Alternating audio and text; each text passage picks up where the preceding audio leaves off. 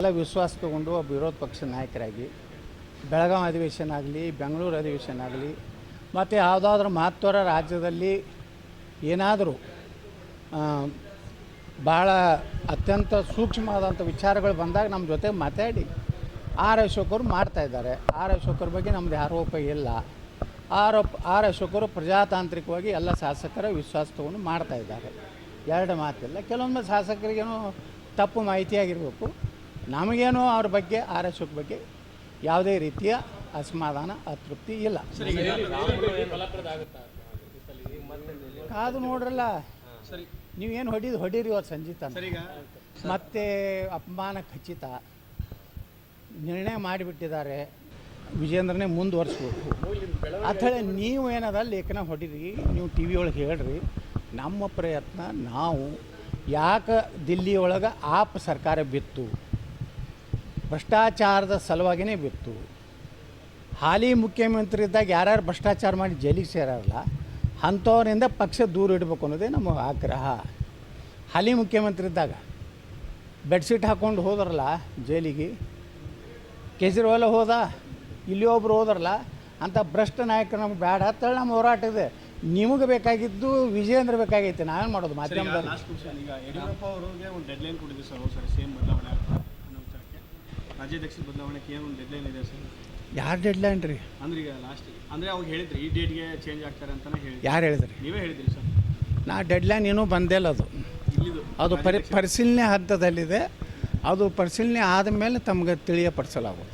ಈಗ ರಾಮುಲು ರಾಜ್ಯಾದ್ಯಂತ ಹೋರಾಟ ಮಾಡ್ತೀವಿ, ಒಡೆದ ಮನಸ್ಸುಗಳು ಒಂದು ಮಾಡ್ತೀವಿ ಅಂತ ಹೇಳಿ. ಒಳ್ಳೇದಲ್ರಿ, ರಾಮುಲು ಒಳ್ಳೆ ವಿಚಾರ ಮಾಡ್ಯಾರ. ಶ್ರೀರಾಮುಲು ಹೇಳಿದ್ದು ನಾನು ಸ್ವಾಗತ ಮಾಡ್ತೀನಿ.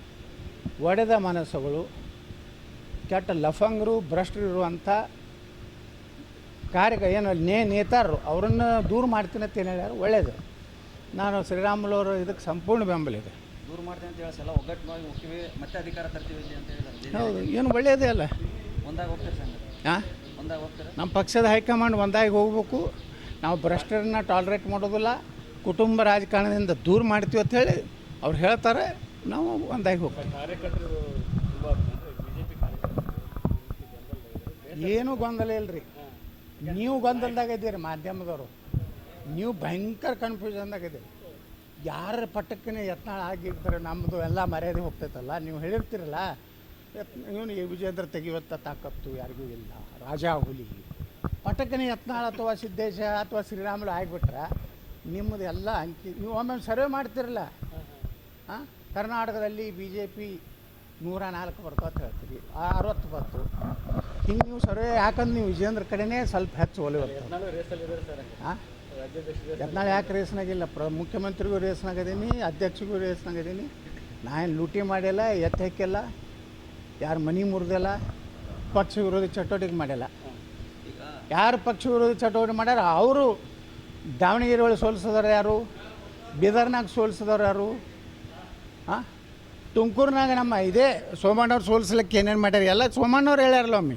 ನೋಡಿರಿ, ಯಾರು ಪಕ್ಷ ವಿರೋಧ ಮಾಡ್ಯಾರ ಎಲ್ಲ ಗುರ್ತೈತಿ. ಇದ್ರ ಮ್ಯಾಗ ನಾವು ಹೋರಾಟ ಮಾಡ್ತೀವಿ. ಸೋಮಣ್ಣ ಎಲ್ಲಿ ಏನಿಲ್ಲ, ಸೀದಾ ನಮ್ಮ ವಾಲ್ಮೀಕಿ ಸಮಾಜದ ಕಾರ್ಯಕ್ರಮ ಮುಗಿಸಿ ಸೀದಾ ಏರ್ಪೋರ್ಟಿಗೆ ಹೋಗ್ತೀವಿ.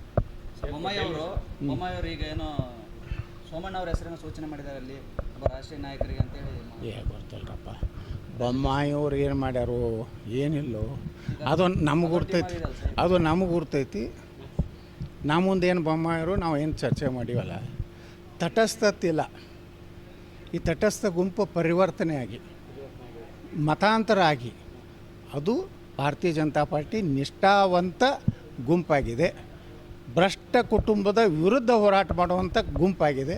ನೀವು ತಟಸ್ಥ ಪಟಸ್ಥ ಬಂದ್ ಮಾಡಿರಿ. ಇದನ್ನೇರು ಹೊಡಿತಿರೋ ಏನು ಇದಕ್ಕೂ ವಿಜೇಂದ್ರ ಕೇಳಿ ಹೊಡಿತಿರೋ ನೋಡಿರಿ.